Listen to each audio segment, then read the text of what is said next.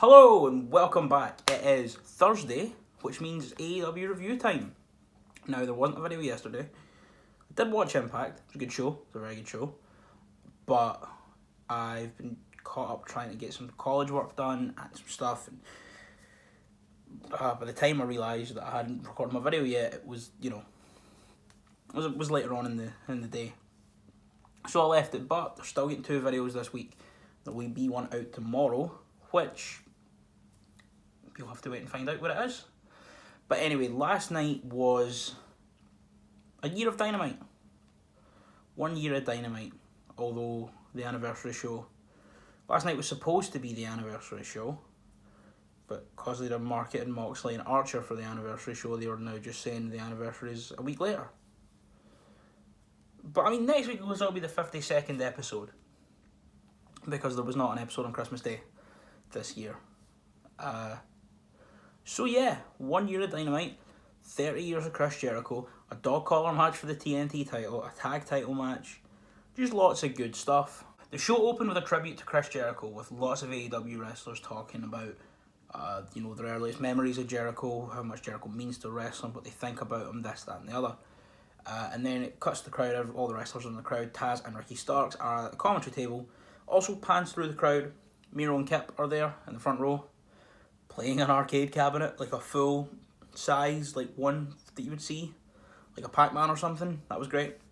But Taz and Starks at the commentary table, which means only one thing: Will Hobbs and Brian Cage for the FTW Championship right at the start of the show. Will Hobbs came to the ring and got an amazing reaction from the audience, and then Brian Cage came to the ring, obviously. Brian Cage is insane. They're both two big men, and the match started fast. They ran at each other with shoulder tackles, and Will Hobbs got the best of it. Cage, he ran through Cage, not ran through him, but Cage took a few steps back.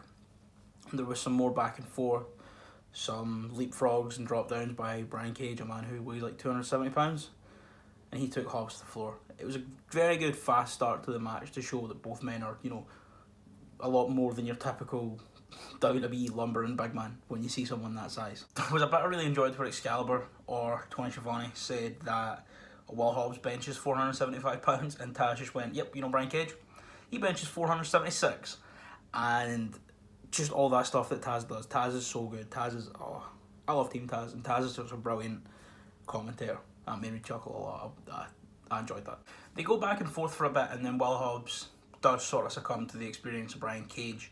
At one point, Cage gets him up for like a fall-away slam, but he doesn't fall. He just sort of throws him up and over his head and stays on his feet, and then hits a standing moonsault for 2. They go at it a bit more. Hobbs comes back in, and there's a couple ducks, clotheslines, couple misdirection, and there's a big double clothesline that takes them both out. Then Will Hobbs goes up to the top rope for a frog splash, and he misses, and then he gets picked up, hit with a drill claw, and Brian Cage is still your FTW World Champion. After the match, then Taz got on the mic and he said, Will Hobbs, you're a hell of a kid, hell of a fighter, hell of a wrestler, some man. You got 2 options. Option A, you join Team Taz. Or option B, you don't join Team Taz and we kick your ass. And as Ricky Starks is in the ring and Taz is walking down, Darby Allin comes out for the save, which hopefully means a tag match next week. Fingers crossed. Then we got our first little highlight reel of tributes to Chris Jericho. And there was a few interesting names in this first one.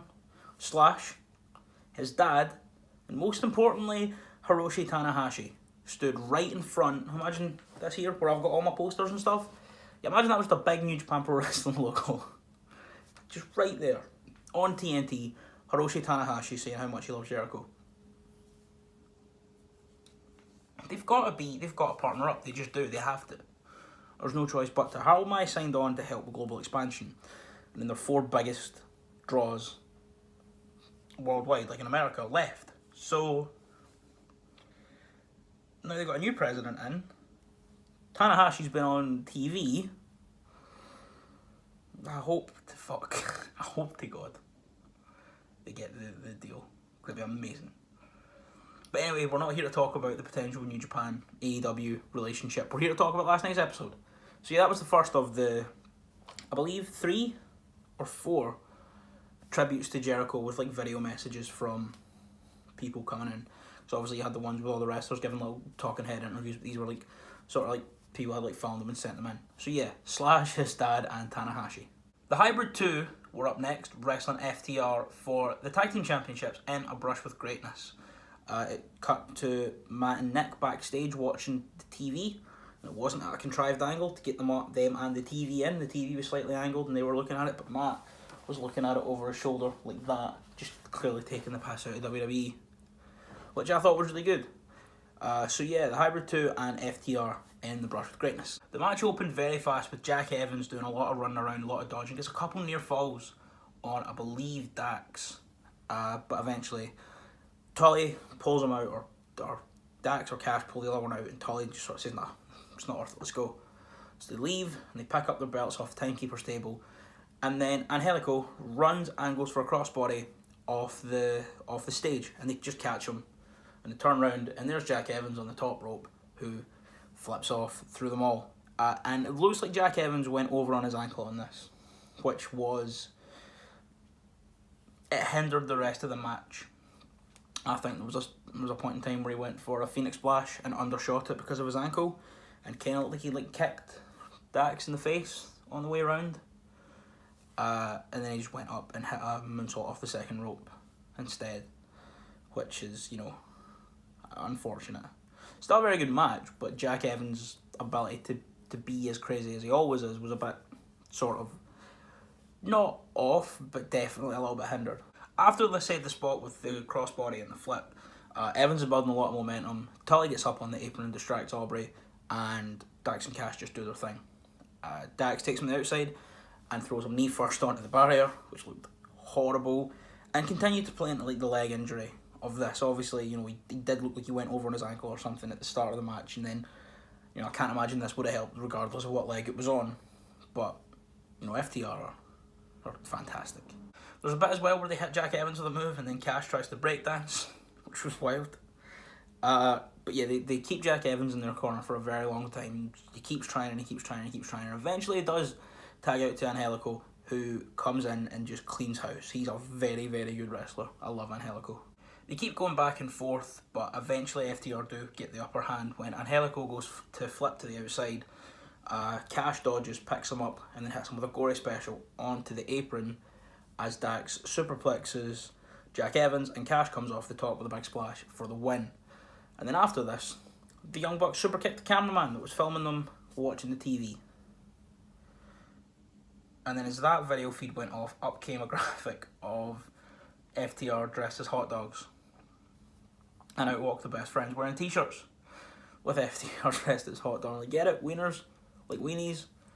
Anyway, we're the number one contenders, and Tony Khan just told us we have a tag title match next week.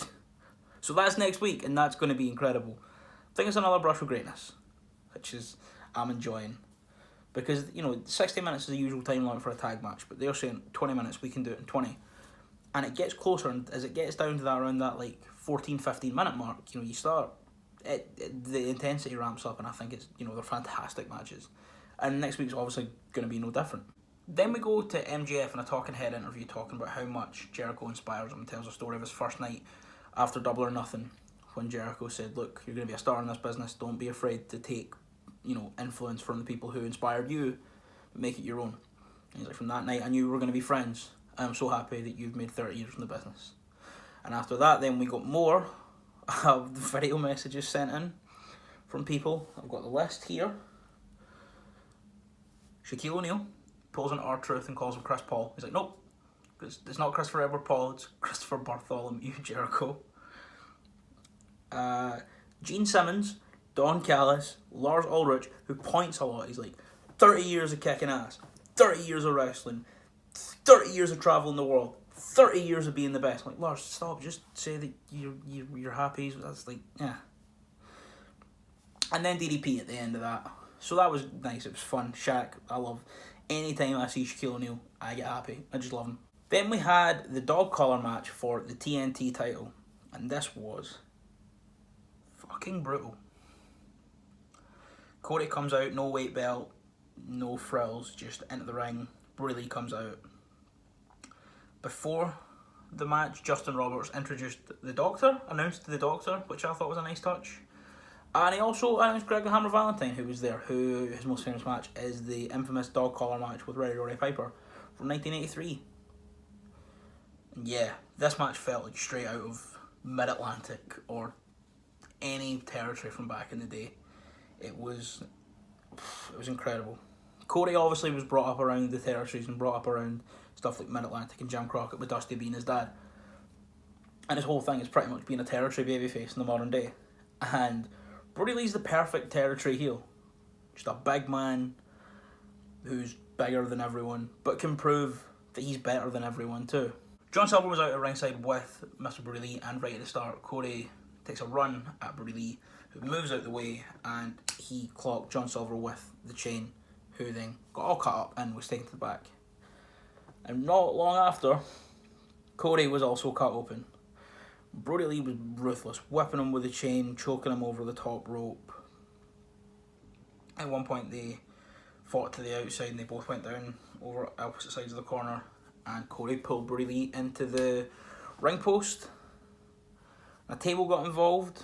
They set the table up, and during picture-in-picture, there was a package pile driver through the table from the apron to the floor in picture-in-picture. Which is wild. I don't think Paul Turner was like, Cody, like, hold off for a minute. Nah, Cody just did it. And then after that, Brodie Lee busted himself up. One thing I forgot to mention looking at my notes there is that going into this match, they had a combined singles record in 2020 of 26-3. Cody was 18-2 and Brodie Lee was 8-1. So yeah, two very legitimate stars in this match. Brodie, like I said, Brodie Lee threw everything at Cody, but eventually Cody got him in a sleeper hold, wrapped the dog collar round, or the chain, round his neck, then in his mouth, and then over his eyes, and picked him up and hit a crossroads for the win. And Cody is once again the TNT champion. After it, Tony Schiavone got in the ring, and he sort of said, look, I'm here for these fans. I have wanted to be a wrestler every day of my life. I'm here to make people happy. I'm here to do what I love. And next week on the anniversary show, I'm defending this championship. Then out walked Orange Cassidy, who stood on the ramp, and he went. And then Cody did a full thumbs up. So next week we are getting Cody and Orange Cassidy for the TNT Championship. After the match was announced that 3 more names have been added to the World Title Tournament, where the finals will take place at Full Gear. And those 3 names are Wardlow, Colt Cabana, and Hangman Adam Page. And that's going to be the final. It's going to be Kenny and Hangman. It's going to be amazing. And then after it cut to an interview with Kenny Omega and Alex Marvez, and he goes, look, everyone wants a shot at this. You've got people like Jungle Boy, you've got people like Phoenix, you've got even tag team wrestlers like Hangman Page, want to come and make a name for themselves. But, I'm Kenny Omega, I'm the best in the world. Like, Hangman Page is alright, he's a tag team guy. I am main event, I am, I'm the top player, I'm the top bill, I'm the top dog. Everyone's been wondering when I'm finally going to get a shot at the title, and, here it is. I am the best in this company, and no one's going to stop me. That match is going to be so good. Serena Deeb made her return to Dynamite after that incredible match with Thunder Rosa just before All Out, and she was wrestling Big Swole in a very, very good match. Right at the start, Swole sent Serena into the corner and went to hit the ropes just next to the corner for a bulldog. And as soon as Serena hit the turnbuckle, she just turned around with a massive lariat and just took Swole out. They went to picture-in-picture, and Serena dominated the whole way through picture-in-picture, just outclassing, out-wrestling, out-striking Big Swole, who's one of the stronger women in the division, which made Serena look incredible. After the break, then Big Swole had a couple of mini comebacks, and then a proper comeback where she had a big thrust kick, bicycle kick. Serena Deeb hit the ropes, came back into a headbutt, hit the ropes again, and then the discus forearm. Not the proper Dirty Dancing with the spin out, just a regular one, and got the win. And this is great. This was another good 8-9 minute match with Serena wrestling people at the top of the contenders rankings. She's not won either of her matches on Dynamite yet, or the 2 of them that she's had, she's not won. But she's held her own against Thunder Rosa and now Big Swole. She dominated Big Swole, and Big Swole got one comeback, hit her finish, which is one of the most protected moves in the women's division. So, this match was great, I thought, personally. John Moxley was cutting a promo in a bar next to Lance Archer. And he said, look, I've wrestled at Archer before. January I left Tokyo. I wasn't the same man that went to Tokyo. I know full well you don't beat Lance Archer, you survive Lance Archer.